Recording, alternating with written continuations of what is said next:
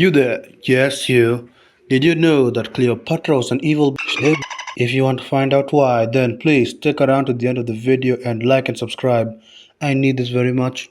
Cleopatra's dynasty. Cleopatra came from an interesting bloodline of Macedonians who ruled Egypt for nearly 300 years. Cleopatra's family, the Ptolemaic dynasty, was founded by Ptolemy I, a great general of Alexander the Great. Beginning with Ptolemy I Soter, the dynasty ruled Egypt for centuries, blending the Egyptian traditions together with that of the Greek. Cleopatra, rise to power. After the death of her father, Cleopatra was married to her brother Ptolemy XIII, also known as Theos Philopator. Cleopatra did not want to co-rule with Theos Philopator and started scheming of ways to get him off the throne. When Theos Philopator found out about these plans, Cleopatra fled to Rome fearing for her safety. She spent 2 years in Rome, and by this time she was in a relationship with Julius Caesar, a prominent Roman leader. With Julius Caesar's help, Cleopatra returned to Egypt to wage war for the throne with her brother. Cleopatra's forces had better leadership, military strategy, and her alliance with Julius Caesar made all the difference. A combination of these factors led to the victory for Cleopatra and Julius. The battle between Cleopatra and Dios Philopator happened in the Nile River in a battle called, you guessed it, Battle of the Nile. Cleopatra ended up the victor and Dios Philopator ended up losing his life. It is said in some historical accounts he tried to flee after his defeat but he ended up drowning in the Nile, but no one is sure how he died, so I may be wrong on this account. His death marked the end of his rule and solidified Cleopatra as the ruler of Egypt. Sibling rivalry and power play. After rising up to become the ruler of Egypt, Cleopatra was married to her other younger brother, Ptolemy XIV. His name was Philopator. This shared rulership did not last very long as Philopator died. His death is not entirely clear. I've done extensive research and it's pretty confusing. It is said that Philopator died before Cleopatra, and in other sources, it is said that Philopator died after Cleopatra following the Battle of Actium. Other sources say that Cleopatra wanted her son Ptolemy XV, Philopator Philomentor Caesar, or known as Caesarion, to be her co-ruler, and so it is believed that Cleopatra might have gotten rid of Philopator. Well, it's confusing, I know, but just bear with me.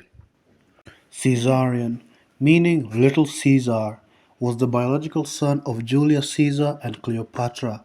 Cleopatra wanted her son to be her co-ruler in Egypt, and she took claim for the Caesarian bloodline to secure her dynasty and her son's rule in the rulership of Egypt. But that on another day.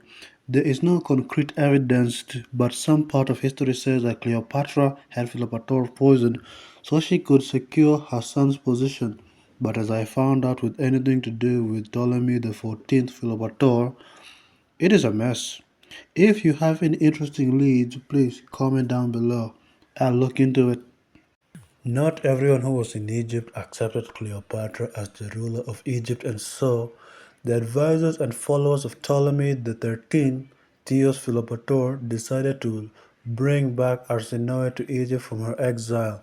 They saw Arsinoe as a rival who could challenge Cleopatra for the throne, and so rivalry between sisters was created. This conflict further escalated the instability that was already present in Egypt. The conflict played out through political maneuvering, alliances with external forces, and attempts to garner support from various factions in Egypt. Cleopatra, with the help of Caesar, managed to come out the victor, and Arsinoe was captured by Caesar's forces. She was paraded in Julius Caesar's triumph and imprisoned for several years in Rome. Her fate is unknown, as it is said she was executed in Rome, but how she died is the real problem. Some sources state that Cleopatra was responsible for her death, while others say it was Augustus, the first emperor of Rome, the adopted son of Julius Caesar. At this point in time, Julius Caesar was already dead due to assassination in the Senate house in the theater of Pompeii. Because of her actions, Cleopatra had both positive and negative effects on the stability of Egypt during her reign. Her actions were mostly political moves, securing her power, maintaining Egypt's independence, and navigating interactions with Rome. The positive effects of her actions were: 1. Alliances with Rome. Cleopatra's relationships with Roman figures such as Julius Caesar and Mark Antony provided Egypt protection and support. 2.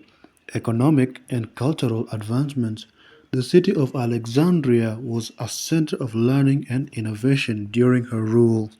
The negative effects, I'll just list them down because I've taken too long. Number one, civil war and unrest. Number two, loss of independence. Number three, economic challenges. Number four, Roman intervention. I hope you understand that because I'm not going to explain it to you guys.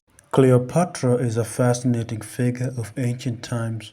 Not everything is known about her or her endeavors, but all the information known about her paints what the ancient world looked like. Anyway, please like, subscribe, and comment down below if there are any inaccuracies in my presentation. Please, if you find any, let me know. Bye.